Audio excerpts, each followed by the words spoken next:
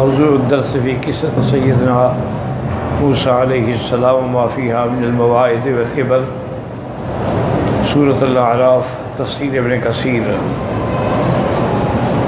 الحمد للہ رب العالمین والصلاة والسلام على اشرف الانبیاء وسید المرسلین سیدنا محمد وعلى آلہ واصحابہ اجمعین۔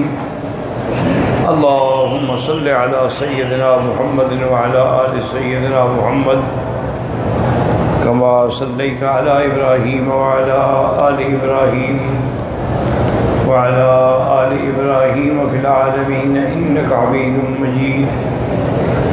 اعوذ باللہ من الشیطان الرجیم، بسم اللہ الرحمن الرحیم۔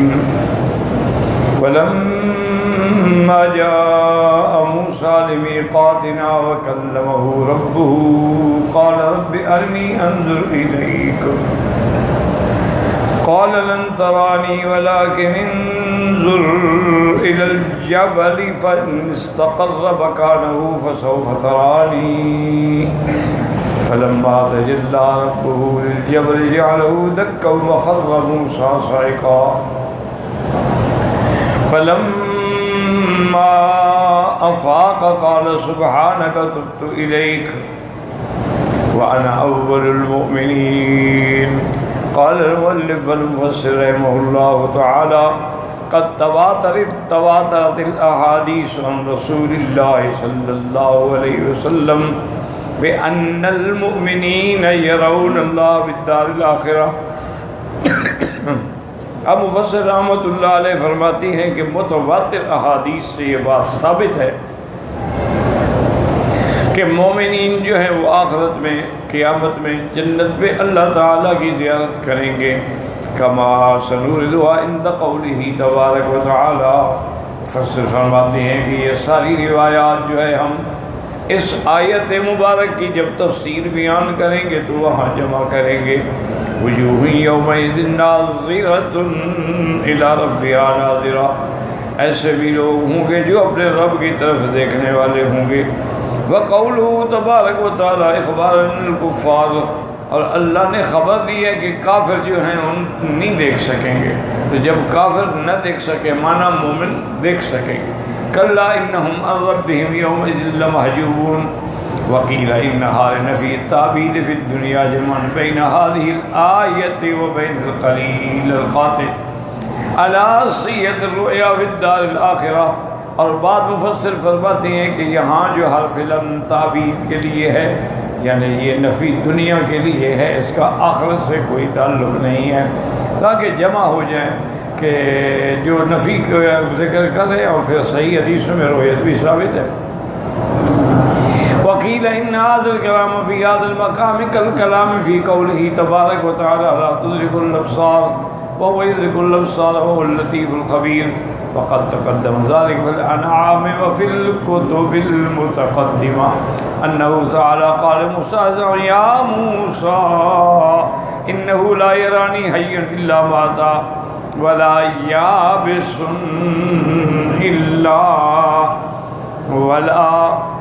ولا يابس إلا تدحدح، ولهذا قال تبارك وتعالى فلما تجلى ربه للجبل جعله دكا وخر موسى صعقا۔ اب مفسر فرماتا ہے کہ اور بھی دلائل اس آیت پر بھی موجود ہیں، یہ اشارہ ہوتا ہے کہ کوئی طالب علم دیکھنا چاہے تو ان مقامات کو دیکھ لیں۔ لا تدرك الابصار وهو يدرك الابصار وهو اللطيف الخبير۔ اللہ تعالیٰ کو کوئی نظر احاطہ نہیں کر سکتی اور اس نے ہر چیز کو احاطہ کیا ہوا ہے۔ تو یہ ساری چیزیں جو ہیں وہ ذکر ہو چکی ہیں اور ہوں گی انشاءاللہ۔ وفی الکتب المتقدمہ، اور سابقہ کتابوں میں یہ بھی ہے کہ اللہ تعالیٰ نے موسیٰ علیہ السلام سے فرمایا ہے کہ یا موسیٰ انہ لا یرانی حی الا مات، کہ مجھے کوئی زندہ انسان نہیں دیکھ سکتا، ہاں مر جائے پھر جب زندہ ہوگا تو دیکھے گا۔ ولا یابس الا تدحدح، اور اسی طرح کوئی خشک جو ہے وہ تازہ ہو جائے۔ ولہذا قال تعالیٰ، اس لیے اللہ نے فرمایا فلما تجلی ربہ للجبل جعلہ دکا وخر موسیٰ صعقا۔ قال ابو جعفر جریر الطبری فی تفسیر هذه الآیۃ حدثنا احمد بن سہیل الواسطی قال حدثنا قرۃ بن عیسیٰ حدثنا الاعمش عن رجل عن انس عن النبی صلی اللہ علیہ وسلم قال لما تجلی ربہ للجبل اشار باصبعہ فجعله دكا وأرانا أبو إسماعيل باسم إصبعه السبابة۔ هذا الإسناد فيه رجل مبهم لم يسم۔ اب مفسر رحمۃ اللہ علیہ فرماتے ہیں کہ ابن جریر طبری نے بھی ایک روایت نقل کی ہے کہ حضرت انس سے روایت ہے کہ حضور صلی اللہ علیہ وسلم نے فرمایا کہ جب اللہ نے تجلی ڈالی پہاڑ پہ، وہ چھوٹی سی تھوڑی سی تجلی ہے، تو وہ ریزہ ریزہ ہو گیا۔ کہتے ہیں کہ ابو اسماعیل نے بھی ہمیں اسی طرح انگلی کا اشارہ کر کے دیکھا، اتنی ذرا سی تجلی بھی برداشت نہ کر سکا۔ لیکن اس میں سند جو ہے نا، اس میں ایک آدمی ہے وہ مبہم، پتہ ہی نہیں کون ہے، جیسے ہے نا ان رجل ان انس، کون آدمی بھائی؟ تو جب سند میں ابہام آ جائے تو پھر اس کی وہ حجت نہیں رہتی۔ ثم قال حدثنا مسنى قال حدثنا حجاج بن حال قال حدثنا حماد بن ليث ان انس ان النبي صلى الله عليه وسلم جل رب الجبل دكن قال هكذا باصبعه وفزع النبي صلى الله عليه وسلم اصبعه الابهام على المفصل الاعلى عن الخنصر۔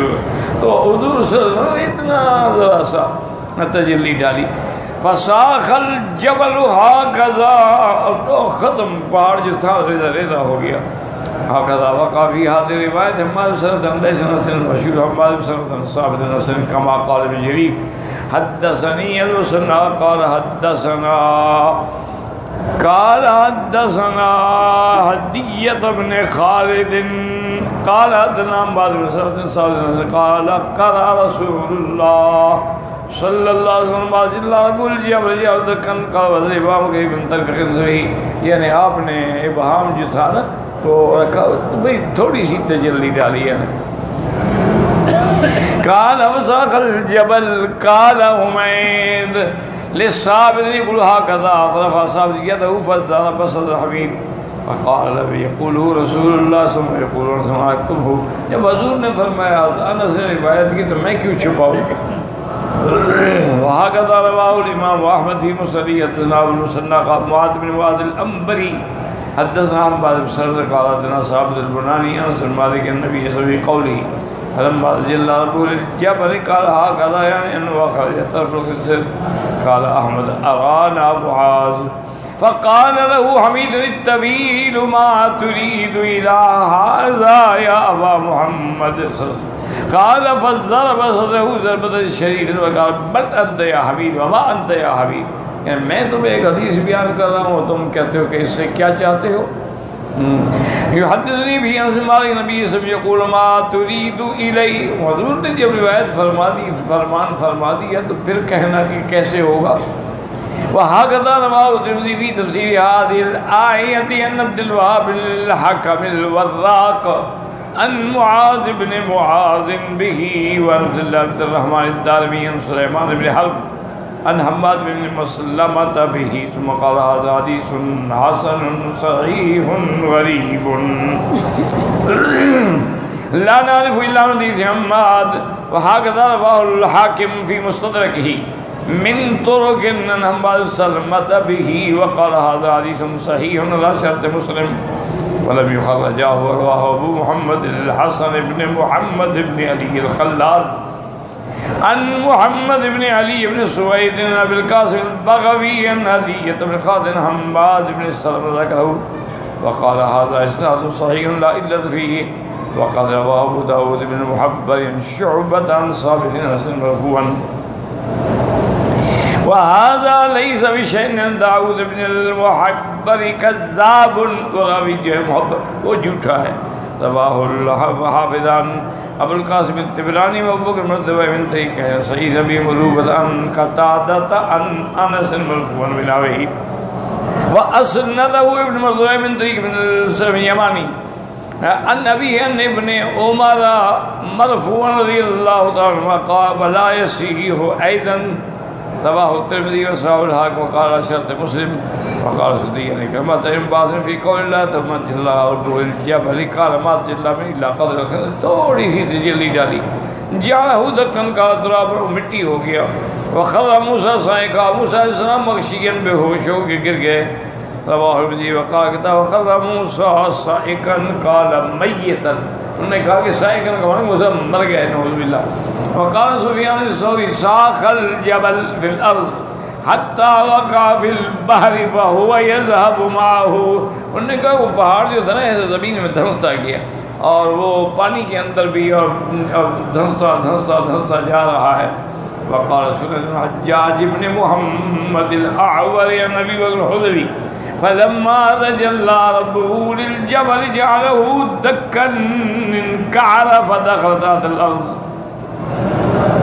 وہ پھٹ گیا زمین کے نیچے داخل ہو گیا فلا يظهر الى يوم القيامت قیامت تک وہ پھر ظاہر بھی نہیں ہوگا وہ ٹکڑا جو نیچے چلا گیا وفي وجاء في بعض الاخبار انه ساق في الارض فهو يهوي في يوم القيامه وہ زمین میں دھنستا گیا اور قیامت تک دھنستا چلا جائے گا رواه ابن مردوین وقال ابي حاتم حدثنا عمر شيبة قال محمد بن يحيى ابو غسان الكناني قال حدثنا عبد العزيز بن عمران عن معاوية بن عبد الله عن الجلد بن ايوب عن معاوية بن قرة بن مالك ان النبي صلى الله عليه وسلم قال لما تجلى الله للجبال طارت لعظمته ستة أجبل فوقع ثلاثة بالمدينة وثلاثة بالمكة ثلاثة بمكة حضور پاک نے فرمایا کہ جب اللہ نے تجلی ڈالی اس پہاڑ پہ تو وہ پہاڑ جو ہے اللہ کی عظمت سے تقریباً جو فرماتے ہیں کہ طارت لعظمت ہی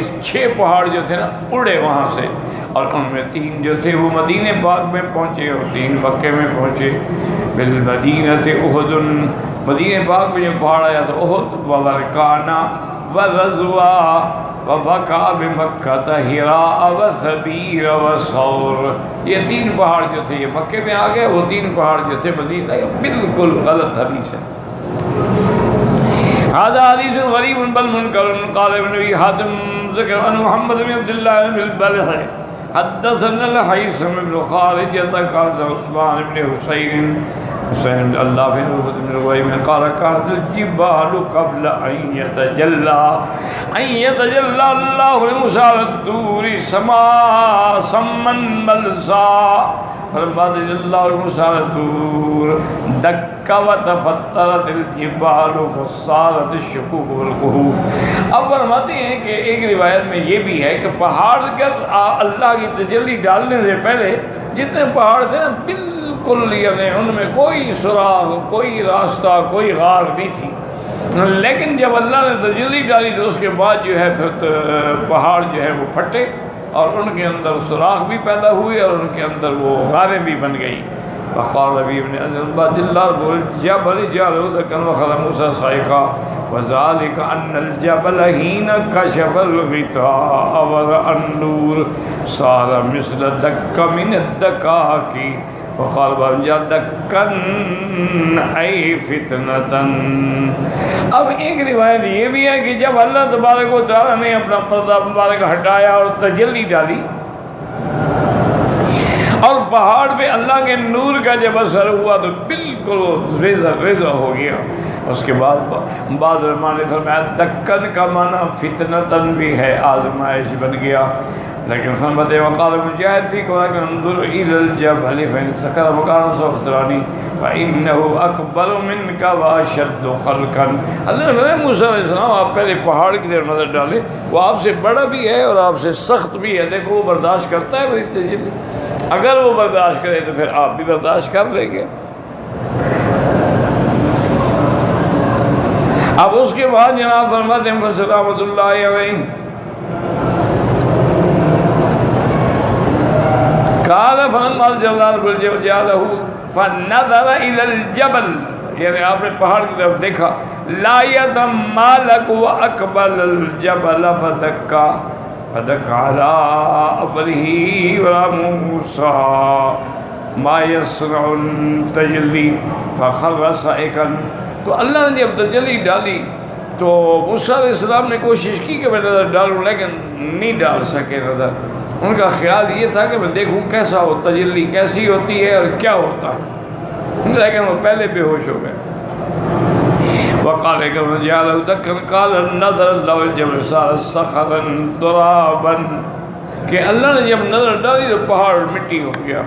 قال بهذه قراءة بعض القراء واختارها ابن جرير وقد ورد في حديث مرفوع رواه ابن مردويه والمعروف ان الصعق هو الغشي، کہ صعق کا معنی موت نہیں بلکہ موسیٰ علیہ السلام بے ہوش ہو گئے۔ کما فسر ابن عباس وغیرہ لا کما فسر قتادہ بالموت وان كان ذلك صحیحا في اللغة، لفظ صعق جو ہے موت پر بھی آتا ہے، لیکن موسیٰ علیہ السلام وہاں بے ہوش ہوئے، موت نہیں ہے۔ صعق من السماوات من الارض الا من شاء الله ثم نفخ فيه اخرى فاذا هم قيام ينظرون، فان هناك قرينة تدل على الموت، تو صعق جو ہے موت پر بھی اطلاق ہوتا ہے اور بے ہوش ہو جانے پر بھی اطلاق ہوتا ہے۔ کما انہا ہونا قریب الغشی قول فلما افاقا والافاقۃ لا تکون الا من غشیا، افاقہ اسی کو ہوگا نا یعنی بے ہوشی سے جو ہوش میں آئے گا، اگر موت ہو تو پھر تو ہو گیا، اللہ نے دوبارہ زندہ کیا، لیکن مانا ہے کہ موسیٰ علیہ السلام جب ہوش میں آئے گا۔ قال سبحانک تنزیحا وتعظیما واجلالا ان یراہ احد فی الدنیا الا مات، سبحانک اس لیے کہا کہ یا اللہ تیری عظمت، تیرا جلال، تو ہر چیز سے، ہر صفت نقصان سے پاک ہے، تجھے کوئی دنیا میں نہیں دیکھ سکتا، اگر کسی نے دیکھا بھی تو اس کو موت آ جائے گی۔ وقوله توبت الیک قال اے ان اسالک الرؤیہ، میں اس لیے توبہ کر رہا ہوں کہ میں نے یہ سوال کیوں کیا۔ وعن اول المؤمنین قال ابن عباس من بنی اسرائیل واختاره ابن جریر وفی روایت عن ابن عباس انا اول المؤمنین انه لا يراك احد، میرا اس پہ ایمان ہے کہ آپ کو کوئی نہیں دیکھ سکتا ہے۔ وقد قال ابو العالیہ قال قد كان قبل مؤمنون ولكن انا اول من آمن بك انه لا يراك احد من خلقك الى يوم القیامہ، فرماتے ہیں موسیٰ علیہ السلام سے پہلے بھی کئی مسلمان موجود تھے، حضرت ہارون کو جو اپنی قوم میں چھوڑ گئے سارے مومن تھے، لیکن یہاں جو فرما رہے ہیں کہ میں پہلا ایمان مانا اس بات پر کہ آپ کو کوئی نہیں دیکھ سکتا۔ وهذا قول حسن له اتجاه وقد ذكر مزيد في تفسيره ها هنا اثرا طويلا في غرائب والعجائب، ابن جریر نے اور بھی کچھ روایات بیان کی لیکن ان میں بھی عجائب و غرائب باتیں ہیں۔ وَكَأَنَّهُ تَلَقَّاهُ مِنَ الْإِسْرَائِيلِيَّاتِ، معلوم یہی ہوتا ہے کہ وہ سب روایات جو ہیں اسرائیلی اور جھوٹی روایات ہیں۔ وقالوا خلق موسیٰ صعقا فی ابو سعید وقال نبی صلی اللہ علیہ وسلم اما حدیث ابی سعید اسندہ البخاری فی صحیحہ ہونا فقال حدثنا محمد بن یوسف قال سفیان بن یحیی المازنی النبی نبی سعید الخدری رضی اللہ تعالی قال جاء رجل من اليهود الى النبي صلی اللہ علیہ وسلم وقال یا محمد صلی اللہ علیہ وسلم ان رجلا من اصحابک من الانصار لطم وجهی، ایک یہودی نے آ کے شکایت کی کہ یا رسول اللہ آپ کے صحابہ میں سے ایک آدمی نے مجھے تھپڑ مارا ہے۔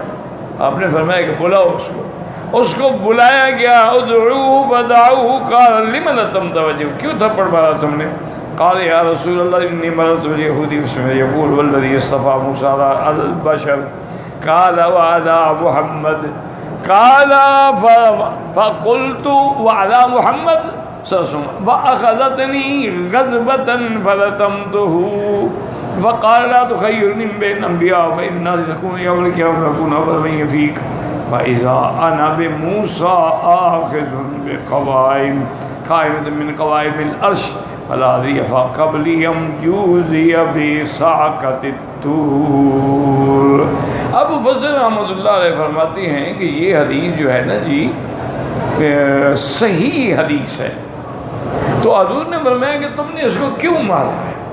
اس نے کہا کہ یا رسول اللہ یہ لوگوں کو کہہ رہا تھا کہ اللہ نے موسیٰ علیہ السلام کو تمام انسانوں پہ فضیلت دی ہے، کس نے کہا حضور سے بھی؟ ہاں حضور پر بھی فضیلت دی ہے، تو میں غصہ ضبط نہیں کر سکا اور میں نے اس کو تھپڑ مارا۔ آپ نے ایسا نہ کیا کرو، یہ فیصلے نہ کیا کرو کہ انبیاء میں کون شان کا، یہ بھی تواضع ہے حضور کی، وہ تو حضور جانتے ہیں کہ میں افضل الانبیاء ہوں، میں امام الانبیاء ہوں۔ جیسے فرمایا کہ لا تطرونی کما اطرت النصارى، مجھے نہ بڑھانا محبت میں ایسے جیسے عیسائیوں نے عیسیٰ کو خدا کا بیٹا بنا دیا اور کسی نے خدا بنا دیا، مجھے ایسے نہ بڑھانا۔ انی عبداللہ، میں اللہ کا بندہ ہوں، اللہ کا رسول ہوں، اور میں انسان ہوں جن سے انسان سے ہوں۔ باقی اس میں کوئی شک نہیں کہ حضور سب سے افضل، سب سے اکمل ہیں اور سب سے اجمل ہیں۔ تو حضرت آقا نامدار نے فرمایا کہ جب لوگ اٹھیں گے قیامت والے دن تو سب سے پہلے میں آؤں گا ہوش میں، تو میں دیکھوں گا کہ موسیٰ علیہ السلام اللہ کے عرش کے پائے کو پکڑ کے کھڑے ہیں۔ فلا ادری، مجھے پتہ نہیں، افاقہ قبلی ام جوزی بساقۃ الطور، مجھ سے بھی وہ پہلے ہوش میں آ گئے یا وہ بے ہوش ہوئے ہی نہیں کہ اللہ نے ان کو جو طور پہ بے ہوش ہوئے تھے اس کا بدلہ دیا ہے کہ وہ بے ہوش ہی نہ ہوں۔ وقد رواه البخاری فی اماکن کثیر من صحیح مسلم حدیث بین صحیح، وابو داؤد فی کتاب السنۃ من سننہ من طرق ان ابی عمارة بن الحسن المازنی الانصاری المقدسی المدنی عن ابی سعید سعد بن مالک بن سنان الخدری به، واما حدیث ابی ہریرہ قال امام احمد مسندہ حدثنا ابو کامل قال، یعنی صحیح روایت ہے۔ امام بخاری نے کئی مقامات پہ اس کو ذکر فرمایا ہے۔ اب اس کے بعد فرماتے ہیں کہ حدثنا ابراہیم بن سعد قال حدثنا شهاب النبی سلمۃ بن عبد الرحمن وعبد الرحمن الأعرج نبی رضی اللہ عنہ قال استب رجلان رجل من المسلمین اليهود، دو آدمی میں جھگڑا ہوا، ایک یہودی تھا ایک مسلمان تھا۔ فقال المسلم والذی اصطفى محمدا صلی اللہ عالمین، تو مسلمان نے کہا کہ اللہ تبارک و تعالی نے حضور صلی اللہ علیہ وسلم کو تمام عالمین پہ چن لیا، افضل ہیں۔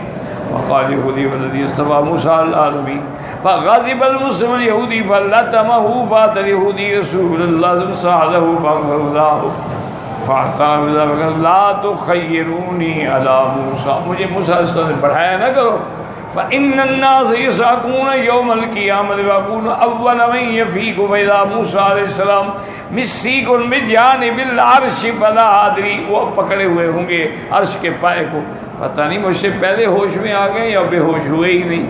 اخرجہ فی الصحیحین حدیث زہری بھی، یہ بخاری اور مسلم دونوں میں یہ حدیث موجود ہے۔ وقد روى الحافظ ابو بکر ابن ابی الدنیا رحمہ اللہ ان الذي لطم اليهودي في هذه القضية هو ابو بکر الصدیق رضی اللہ تعالی عنہ، تو بعض علماء کہتے ہیں جیسے تھپڑ مارا تھا حضرت ابو بکر صدیق تھے، لیکن اس سے پہلی حدیث آپ پڑھ چکے ہیں۔ ولیکن تقدم فی صحیح ان رجل من انصار وحضه واسرا، ایک انصاری نے تھپڑ مارا تھا، حضرت ابو بکر نے نہیں، واللہ عالم۔ والکلام فی قولی رسول لا تخیرنی علی موسیٰ کالکلام علی قولی لا تفضلونی علی الانبیاء ولا علی یونس بن متی قیل من باب التواضع، یہ تواضع ہے میرے مدنی پاک۔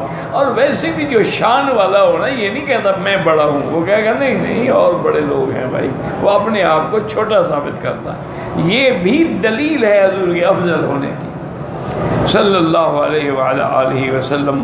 وکیلا قبل ان یعلم بذلک، بات کہتے ہیں کہ نہیں، یہ اس وقت آپ نے فرمایا تھا جب آپ کو یہ علم اللہ نے نہیں دیا تھا۔ جب اللہ نے علم دے دیا کہ میرے مدنی آپ تو سب سے افضل ہیں، آپ تو امام الانبیاء والمرسلین ہیں، آپ اولین و آخرین سے افضل ہیں، اس کے بعد حضور نے یہ نہیں فرمایا۔ وکیل نہا ان یفضل بینہم علی وجہ الغضب والتعصب، بعض علماء نے فرمایا اس لیے منع کیا کہ غصے میں آگے ایسی باتیں نہ کیا کرو. وقیل علی وجہ القول بمجرد الرأی والتشہی، یعنی محض اپنے خیال سے ایک بات کو نہیں، وہ بات کہو جو حضور سے سنی ہو. وقولوا فإنه يسقون يوم القيامة هذا سائقون في عرصات القيامة يحصل امر يسعقون منه والله اعلم، کہ لوگ بے ہوش ہوں گے یعنی قیامت کے عرصات کے زمانے میں. وقد يكون اذا جاء رب تبارک وتعالی لفصل القضاء وتجلى للخلائق. الملک الدیان، جب اللہ کی ذات تشریف لائیں گے فیصلے کے لوگ دیکھ کے بے ہوش ہی رہیں گے. کما صائق موسیٰ من تجلی رب تبارک وتعالی، ولہذا قال علیہ السلام فلا ادری افاق قبلی ام جوزی بساکتو.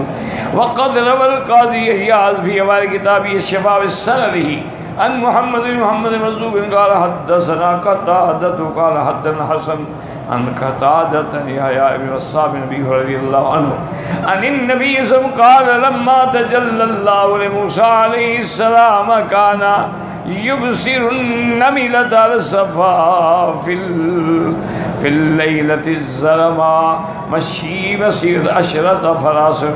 ثم قال هذا ان يختص نبينا ما ذكرنا من هذا الباب بعد الاسراء. کہتے ہیں کہ جب اللہ نے موسیٰ علیہ السلام کو فرمایا اور جب تجلی آئی تو 10 میل تک چیونٹیاں بھی حضرت موسیٰ علیہ السلام کو نظر آ رہی تھیں. ببار آمن آیات رب الکبریٰ انتہا ما قالوا كانوا صحیح هذا الحديث ویسیت نظر ولا تخلو رجال اسرائیل من مجاہیر لا يعرفون ومثل هذا انما يقبل من روایت العدل الضابط عن مثله حتى ينتهي الى منتهى. کہتے ہیں کہ یہ روایت بھی صحیح نہیں، اس کے اندر کئی راوی ایسے ہیں جن کا نام کا بھی پتہ نہیں ہے، تو اس لیے ایسی روایتوں کا بھی اعتبار ہے. تو اب مسئلہ یہ سمجھ لیں کہ ان ساری آیات و احادیث کی روشنی میں ہے کہ اللہ تعالیٰ نے موسیٰ علیہ السلام سے کلام فرمایا بغیر واسطے، یعنی درمیان میں کوئی فرشتہ نہیں تھا. اور موسیٰ علیہ السلام کو یہ لقب ملا کہ آپ کلیم اللہ کہلائے، کلم اللہ موسیٰ تکلیما. یہ بات ثابت ہے، نص ہے، قطعی ہے، جس میں کوئی جھگڑا نہیں. اب دوسری بات یہ ہے کہ موسیٰ علیہ السلام نے رؤیت باری تعالیٰ کا سوال کیا کہ یا اللہ مجھے اپنی دیدار بھی کرا دیں، تو اللہ نے نفی کر دی کہ آپ نہیں دیکھ سکتے. اچھا، اتنی نفی بھی کافی تھی، لیکن یہ بھی اللہ کی شان ہے اور اللہ نے موسیٰ علیہ السلام کو عظمت دی ہے کہ بس فرما دیا تھا کہ نہیں دیکھ سکتے، لیکن نہیں، اچھا چلو پہاڑ کو دیکھو. ان کے دل کو حوصلہ دینے کے لیے کہ تم نے سوال ہی ایسا کیا جس کی تجھ میں طاقت ہی نہیں، ورنہ اللہ کلام فرما سکتے ہیں تو رؤیت بھی کرا سکتے ہیں. اب اللہ تعالیٰ نے جب تجلی ڈالی تو پہاڑ کا ایک حصہ جہاں تجلی پڑی وہ ریزہ ریزہ ہو گیا. یہ جو بات صحیح ہے، جو قرآن سے ثابت ہے، نصوص سے ثابت ہے، اور موسیٰ علیہ السلام بے ہوش ہو گئے. یہاں صعق کا معنی بے ہوشی ہے، موت نہیں ہے. اب موسیٰ علیہ السلام جب ہوش میں آئے تو انہوں نے کہا سبحانک تیری ذات پاک ہے، تب تو الیک، میں آپ کی طرف لوٹتا ہوں، توبہ کرتا ہوں، میں آئندہ ایسی بات نہیں کروں گا. وَأَنَا أَوَّلُ الْمُؤْمِنِينَ، اور سب سے پہلے میں اس بات پر ایمان لانے والوں میں ہوں کہ آپ کو کوئی نہیں دیکھ سکتا. تو یہ صحیح بات ہے. باقی یہ علماء کا قاعدہ ہوتا ہے کہ وہ ساری روایتیں جو اس واقعے کے متعلق ہوتی ہیں ساری ذکر کر دیتے ہیں، تاکہ ایک تو علماء کو تفصیل معلوم ہو جائے، اور دوسرا یہ بھی پتہ لگ جائے کہ ان ساری روایتوں میں سے صحیح روایت کون سی ہے. اچھا، بعض اوقات علماء یعنی منکر، غریب، ضعیف روایت، کیونکہ اصل جو ہے اگر مضبوط حدیث میں موجود ہے تو پھر باقی چھوٹی حدیثیں یا ضعیف حدیثوں میں ذکر کرنے میں کوئی حرج ہی نہیں ہوتا. یہ بات ہو گئی، اور یہ فیصلہ ہو گیا کہ کوئی انسان اللہ کی ذات کو دنیا میں نہیں دیکھ سکتا، نہ اس کی طاقت ہے کہ اللہ تبارک و تعالیٰ کی تجلی کو برداشت کر سکے. ہاں، اور پھر اصل بات وہی ہے کہ ہم فانی ہیں، وہ باقی ہے. فانی باقی کو نہیں دیکھ سکتے. مرنے کے بعد جب اللہ ہمیں اٹھائیں گے تو ہمیں بھی صفت بقا عطا فرمائیں گے کہ اب ہم پر موت نہیں آئے گی. حضور پاک نے فرمایا کہ جب جنت والے جنت میں چلے جائیں گے اور جہنم والے جہنم میں، تو موت کو لایا جائے گا فی صورت کبشن، ایک مینڈھی کی شکل میں ہوگی، اور حکم ہوگا کہ اس کو ذبح کر دو۔ جب اس کو ذبح کیا جائے گا تو اللہ پاک حکم دیں گے، اعلان کر دو کہ جنت والوں خلود، ہمیشہ جنت میں رہو گے، جہنم والے ہمیشہ جہنم میں رہو گے۔ اب موت کو بھی موت آ گئی، اب تم پر کوئی موت نہیں آئی۔ تو وہاں جب ہمیں یہ صفت بقا ملے گی تو پھر اللہ تبارک و تعالیٰ کا دیدار بھی نصیب ہوگا۔ اور جیسے میں نے عرض کیا تھا کہ ہر کسی کا اپنا اپنا مقام ہے، انبیاء کا اپنا مقام ہوگا، صدیقین کا اپنا مقام ہوگا، شہداء کا اپنا مقام ہوگا، اولیاء اللہ کا اپنا مقام ہوگا، صالحین کا اپنا مقام ہوگا، اور عامت المسلمین کا اپنا مقام ہوگا، لیکن رویت سب کو نصیب ہوگا، سب کو اللہ تبارک و تعالیٰ اپنا دیدار کرائیں گے۔ اور یہ صحیح احادیث میں ثابت ہے، حضور پاک صلی اللہ علیہ وسلم نے فرمایا۔ اب ایک مسئلہ یہ رہ گیا تھا، بھی حضور کو رویت ہوئی ہے، یہ صحابہ میں اختلاف ہے۔ پہلی بات تو یہ ہوتی ہے کہ جس مسئلے میں اختلاف ہونا اس پر بحث نہ کیا کرے۔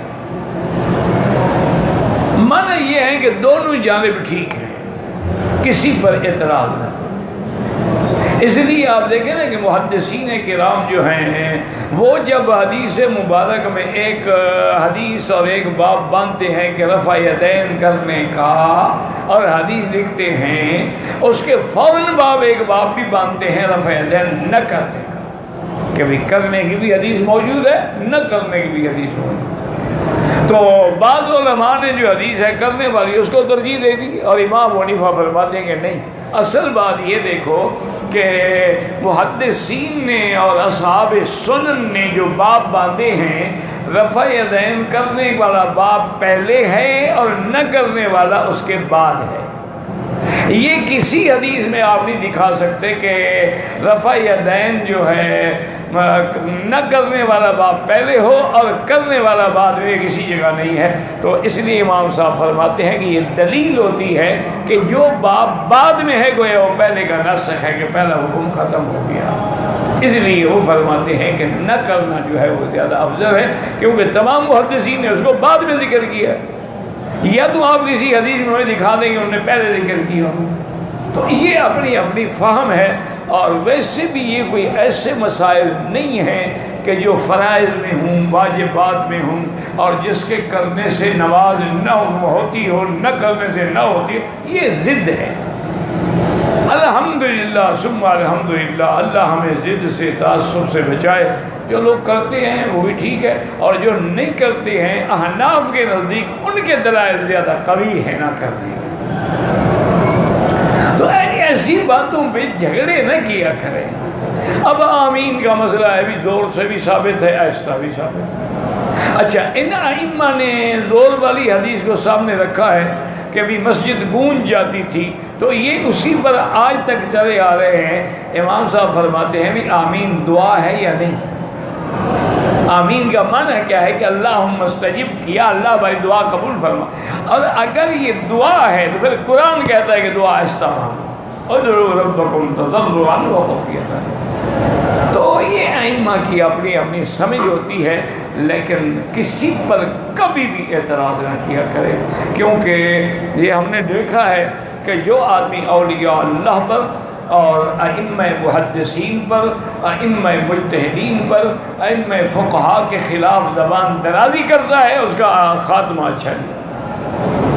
اللہ تبارک و تعالیٰ سب کو محفوظ رکھے۔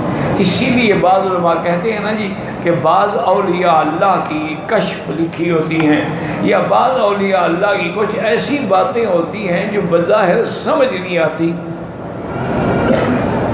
کہ بھئی یہ کیسے انہوں نے کہہ دیا۔ تو انہوں نے فرمایا کہ اس کا یہی ہے کہ کلام صوفیہ در شریعت حجت نیست۔ صوفی لوگوں کی بات جو ہے وہ شریعت میں حجت نہیں ہوتی، شریعت میں قرآن اور حدیث حجت ہوتا ہے، باقی ان کو ان کے حال پہ چھوڑ دو، اللہ عالم انہوں نے کیسے کہا۔ اس کی ایک میں مثال دوں، خدا کرے آپ کو سمجھ آ جائے۔ ایک دفعہ میں ایک کتاب پڑھ رہا تھا،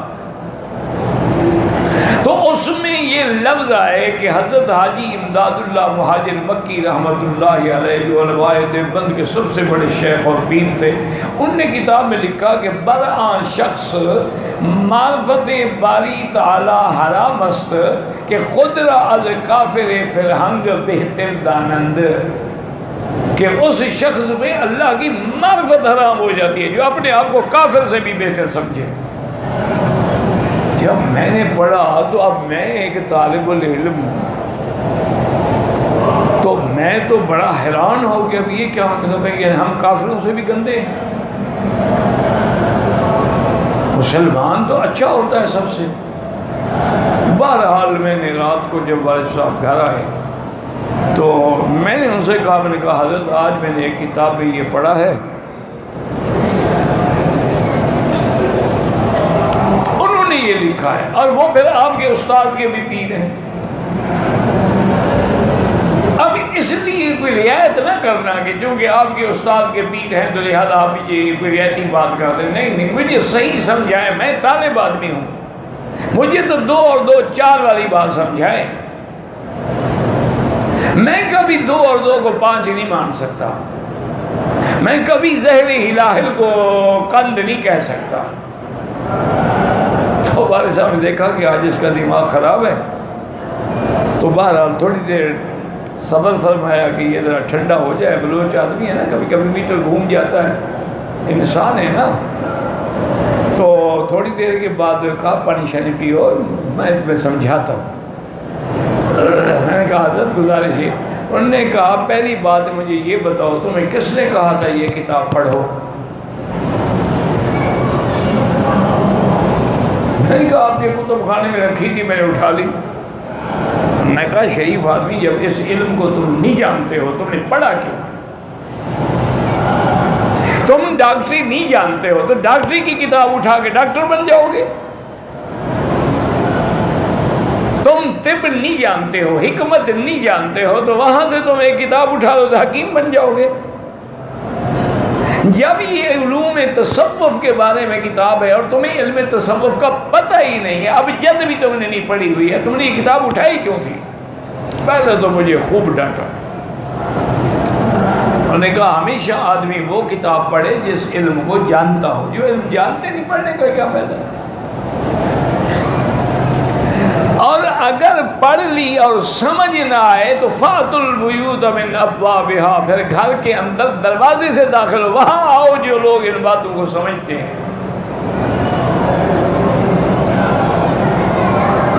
اور اگر پھر بھی نہ سمجھ آئے تو معاملات کو اللہ پہ چھوڑ، اللہ جانے وہ جانے، ان کے بارے میں ہم سے تو کوئی سوال نہیں ہوگا۔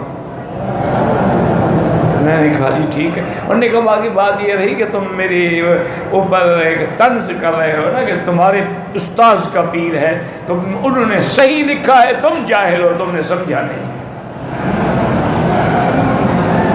اب میں حیران پریشان، میں کہ حضرت کیسے صحیح لکھ؟ انہوں نے کہا اچھا مجھے یوں سمجھاؤ، تمہیں ایسے سمجھ نہیں آئے گی بات، تو یہ سمجھاؤ کہ کیا اللہ اس بات پہ قادر ہے کہ تمہیں کافر بنا دے؟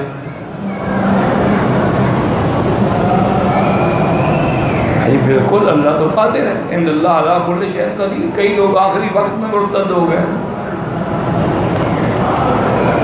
مرتے ہوئے مرتد ہو گئے۔ کئی لوگ آخر وقت میں ساری زندگی نمازیں پڑھتے رہے اور اپنی لڑکیوں کا حصہ کھا کے جہنم میں چلے گئے۔ میں نے کہا اچھا، انہوں نے کہا اللہ اس بات پہ بھی قادر ہے کہ کافر کو مسلمان کر دے، کہ ساری زندگی کفر کرے لیکن آخری وقت مسلمان ہو جائے۔ میں نے کہا بالکل اللہ قادر ہے۔ انہوں نے کہا انہوں نے یہی لکھا ہے کہ اپنے آپ کو تواضع کیا کرو، بڑا نہ سمجھا کرو، کفر سے بھی بڑائی نہ کرو، کیا پتہ اللہ تجھے کافر کر دے، اس کو مسلمان کر دے۔ انہوں نے یہ بات لکھی ہے، انہوں نے یہ نہیں لکھا کہ کافر ہم سے بہتر ہے۔ اب تم ان باتوں کو جب سمجھ ہی نہیں سکتے ہو تو پھر ان کتابوں کو دیکھنے کا یا پڑھنے کا کیا فائدہ؟ یہی وجہ ہے نا میرا بھائی کہ آج بہت سارے لوگ جو تھے نعوذ باللہ ان چیزوں میں آ کے بھٹک گئے۔ کوئی عذاب قبر کا انکار کر بیٹھا، کسی نے قیامت میں بھی حضور صلی اللہ علیہ وسلم کی رؤیت کا انکار کر دیا، کسی نے وزن اعمال کا انکار کر دیا، جی اعمال تولے جائیں گے، انہوں نے کہا جی عمل تو کیے تھے ہم نے دنیا میں، وہ عمل یہاں ختم ہو گئے تو وہاں کیا تولے جائیں گے؟ اور عمل کے تولنے کا قرآن میں ہے کہ والوزن یومئذ الحق، قرآن میں ہے کہ فمن ثقلت موازینہ فاولئک هم المفلحون، جن کی تولیں بھاری ہو گئی وہ کامیاب ہو جائیں گے۔ تو جب قرآن ہے وہ انکار کر بیٹھے، کافر ہو گئے۔ اس میں آ گئے کہ جی کیا تولے جائیں گے، ہم نے تو گناہ کیا، دنیا میں زنا کیا، شراب پی، چوری کی، ڈاکہ مارا، وہ دنیا ختم ہو گئی، دنیا ہی فنا ہو گئی، تو اب کیا ہے جو تولا جائے گا؟ لیکن علماء جن کو اللہ نے علم دیا تھا، جن کو اللہ نے اپنی رحمتوں سے نوازا تھا اور جن کے سینوں کو اللہ نے کھول دیا تھا، انہوں نے کہا اللہ کے بندے کیوں چیختے ہو؟ اللہ تعالیٰ چاہیں تو ان تمام چیزوں کو دوبارہ بھی حاضر کر سکتے ہیں جو کچھ ہم نے کیا ہے، اور ان کو اللہ تعالیٰ چاہیں تو جواہر کی شکل بھی دے سکتے ہیں، عمل صالح کو اچھی شکل، عمل خراب کو بری شکل دے سکتے ہیں۔ اور تیسری بات یہ بھی ہے کہ ضروری نہیں ہے کہ ان کو اللہ حاضر کرے، بلکہ جو کرامن کاتبین نے ہمارے نامہ اعمال لکھے ہوں گے تو نیکیوں کے بھی دفتر ہوں گے، برائیوں کے بھی دفتر ہوں گے، ان کو تولا جائے گا۔ جیسا کہ صحیح حدیث بخاری شریف کے اندر ہے کہ اللہ کے دربار میں ایک بندہ پیش ہے، اس کے اعمال سیئہ جو ہیں گناہوں کے 99 دفتر ہیں، اور نیکی جو ہے وہ ایک چھوٹا سا ایک کارڈ، حدیث میں بطاقہ کہتے ہیں چھوٹا کارڈ، جیسے اقامہ لے کے پھرتے ہو تو بطاقہ، تو یہ اتنا سا ایک کاغذ پڑا، اللہ حکم دیں گے ملائکہ کو بھی میرے بندے کے وزن کرو، ہمارا کہے گا اللہ بھیا کیا وزن کریں گے، مجھے وزن نظر آ رہا ہے، گناہوں کے 99 دفتر ہیں اور نیکی میں اتنا سا ایک کاغذ پڑا ہے، کیا وزن ہوگا؟ اللہ فرمائیں گے نہیں، تمہیں نہیں پتا کہ میں بندوں پہ ظلم نہیں کرتا، میں ظلم سے پاک ہوں، انی حرمت الظلم علی نفسی، میں نے اپنے اوپر ظلم حرام کر دیا ہے۔ حکم دیں گے تولو، جب تولیں گے تو حدیث بخاری کے لفظ ہے بتاشت السجلات، وہ 99 دفتر اٹھ جائیں گے، وہ بطاقہ وہ چھوٹا سا کاغذ بھاری ہو جائے گا۔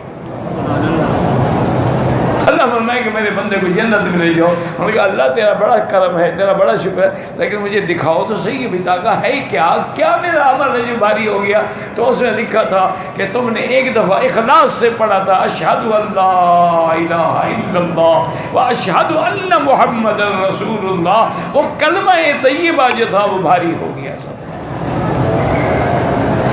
کیوں؟ اسی میں حدیث ہے کہ من کان آخر کلامہ لا الہ الا اللہ دخل الجنہ، جس بندے کے آخری مرنے کے وقت میں زبان پہ یہ کلمہ آ جائے اور لوگ بھی سمجھ لو کہ وہ جنت میں گیا، تو ایک کلمہ جو ہے ساری کائنات پہ بھاری ہے۔ اسی لیے علماء نے لکھا ہے کہ اللہ کا لفظ جو ہے اس میں ذات، یہ سب چیز سے اعلیٰ ہے اور بھاری ہے۔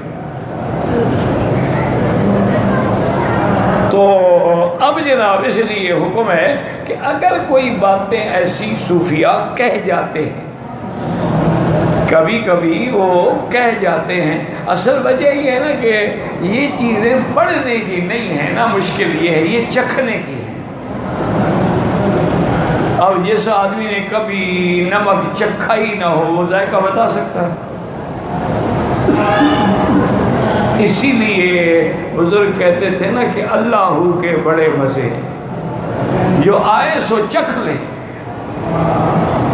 اچھا اب کوئی کہے جی یہ چکھ لے، یہ تو فقیروں پیر صوفیوں نے، حدیث میں جو ہے حلاوت الایمان، ایمان کی حلاوت اس کو محسوس ہوگی، مٹھاس ہوگی تو محسوس ہوگی نا۔ تو اس لیے ہمیشہ یاد رکھیں کہ یہ ایسی چیزیں ہیں جو عام آدمی اس پہ نہیں پہنچ سکتا ہے۔ اچھا اس کی میں مثال عرض کر رہا تھا کہ کبھی کبھی ان لوگوں پر بھی عالم میں ہوتا ہے، جیسے کہ کوئی آدمی کسی لڑکی کی محبت میں، یا لڑکے کی، آج کل تو خیر لڑکوں سے بھی محبت کی جاتی ہے، تو محبت میں مستغرق ہوتا ہے نا، تو وہ اس کو لا کبھی یار کھانا کھا لو گا، چھوڑو یار مجھے نہیں بھوک لگی ہوئی۔ ماں آتی ہے، باپ آتا ہے، بہنیں آتی ہیں، بھائی بھائی اٹھو کھانا کھاؤ گے؟ میں نے کہہ دیا کہ مجھے بھوک نہیں ہے۔ میں کہا یہ کیسے ہو سکتا ہے کہ 3 دن سے تم بھوکے بیٹھے ہوئے، نہ پانی ہے، نہ کھانا ہے، نہ پیاس ہے، تمہیں بھوک نہیں؟ وہ کہا چھوڑو تمہیں، مجھے اپنے حال میں رہنا۔ وہ اپنے اس محبوب کی محبت میں مستغرق ہوتا ہے، اس کو دنیا جہان بھول جاتی ہے۔ اسی لیے ایک حکایت ہے تو قصے کہانی تاریخوں کے اعتبار تو نہیں ہوتا نا، تاریخی روایات کا اعتبار نہیں ہوتا، ان میں ہر قسم کی باتیں ہوتی۔ یہ جو آپ نے بھی سنا ہوگا لیلا مجنوں کا قصہ، یہ مجنوں اور لیلا جو تھے نا یہ طائف کے قریب کے تھے، یہیں کے لوگ تھے، یہ آپ کے ملک کے نہیں تھے۔ آپ کے ملک میں اور کافی تھے، ہیر رانجھا اور پتہ نہیں سیف الملوک تھے، سسی کنو تھے، اور پتہ نہیں کیا کیا بلائیں۔ آپ کے ملک میں بہت کچھ میٹیریل ہے، غم نہ کرو، لیکن یہ عرب تھے۔ اور ابھی اسی لیے سلمہ نجد کہا گیا ہے، لیلا نجد کا، کہ یہ سارا نجد ہے نا، سارا اونچا علاقہ جتنا ہو نجد ہوتا ہے، نیچے والا جو ہے وہ حجاز اور تہامہ ہوتا ہے۔ تو وہ ایک دفعہ مجنوں صاحب جو تھے وہ بیٹھے تھے جنگل میں، صحرا میں بیٹھے اکیلا، اور وہیں اپنا لگا ہوا ہے لیلا لیلا لیلا، بس اپنے عشق کو لگا ہوا۔ اچھا اس کو والدین تنگ آ گئے تھے نا، ایک دفعہ والدین پکڑ کے اس کو لے آئے، اس کو وہیں طائف سے احرام بنوایا کہ چلو تمہیں عمرے پہ لے جاتے ہیں۔ انہوں نے کہا مجھے کوئی عمرے شمرے کا پتہ نہیں، کیوں تکلیف کرتے ہو، عمرہ کیا ہوتا ہے، مجھے تو کعبے کا بھی پتہ نہیں ہے، تو عمرے پہ لے جا رہے ہو۔ انہوں نے کہا نہ ہو پتہ نا تو ہم تمہیں ساتھ بتائیں گے نا۔ احرام بندوا کے لے آئے، اس کو طواف کروایا، طواف کروانے کے بعد 2 رکعات پڑھائی، پھر مقام ملتزم پہ لائے، اور ساتھ ہی اس کا والد جو ہے وہ سینہ لگا کے کھڑا، اس کا تم بھی ہاتھ اونچے کرو، ہاتھ اونچے کیے، سینہ لگاؤ، اسے سینہ لگا، اور نے کہا کہ تم یہاں کھڑے ہو کے دعا مانگو کہ اللہ مجھے اس لیلا کی محبت کے چکر سے، اس کے عشق سے نجات دے دے، میں ذلیل ہو گیا ہوں، ساری دنیا مجھ پہ ہنستی ہے، میں گلی میں روتا رہتا ہوں، رلتا رہتا ہوں۔ تو اس نے جناب سینہ لگا کے دعا کی، اللہم زدنی حب لیلا، اللہ لیلا کی محبت بڑھا دے۔ والد پیچھے آ گیا، انہوں نے کہا بھائی تم کوئی اور بلاؤ، ہم کیا کر سکتے۔ اور نے کہا بس ٹھیک ہے، کچھ میں نے تو کہا تھا نا کہ مجھے نہ لے جاؤ،